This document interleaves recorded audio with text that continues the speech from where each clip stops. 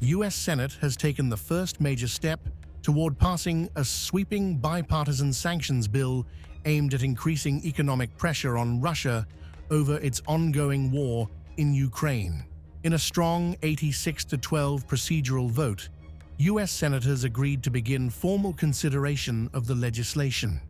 While the bill is not yet law, it signals broad bipartisan support for tougher measures targeting Moscow's energy revenues, one of the Kremlin's largest sources of funding for the war. One of the most closely watched provisions in the bill will allow US President Donald Trump to impose tariffs of up to 100% on imports from countries that continue buying Russian oil and natural gas. That list includes major energy importers such as India and China. However, the bill does not automatically impose tariffs.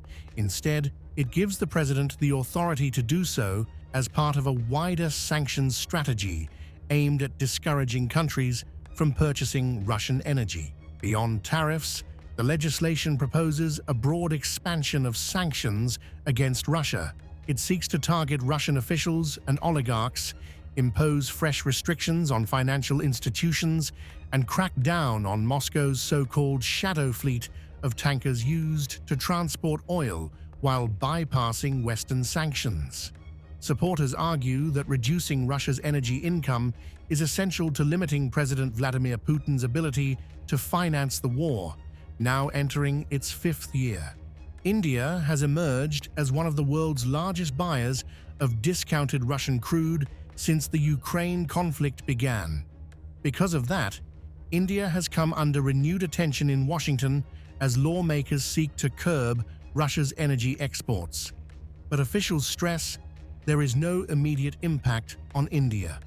No new tariffs have been announced, and existing trade arrangements remain unchanged. Any action would depend on the bill becoming law and on whether President Trump chooses to use the authority it grants. The legislation advanced as Ukrainian President Volodymyr Zelensky visited Washington to seek continued American support. Backers of the bill say cutting Russia's energy revenues is one of the most effective ways to weaken Moscow's war effort. The proposal is also seen as carrying forward the work of late Republican Senator Lindsey Graham, who spent more than a year building bipartisan backing for the sanctions package. The revised version also expands sanctions related to Iran's energy and weapons sectors after consultations with the White House. Despite clearing its first procedural hurdle, the legislation still faces several stages before it can become law. Senators must complete debate and pass a final vote. It must then be approved by the House of Representatives before reaching President Trump's desk for his signature. However, the House has already adjourned for its summer recess and is not expected to take up the bill until September, meaning there will be no immediate change in US sanctions policy. While the bill enjoys strong bipartisan backing, some lawmakers have voiced concerns over its tariff provisions. Critics argue that giving the president broad authority to impose tariffs could raise costs for American consumers and complicate trade relations with allies and major partners.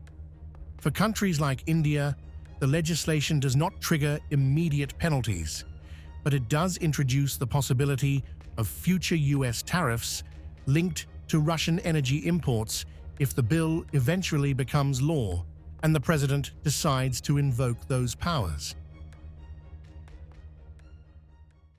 If you like this video, then like, share and subscribe to Mirror Now.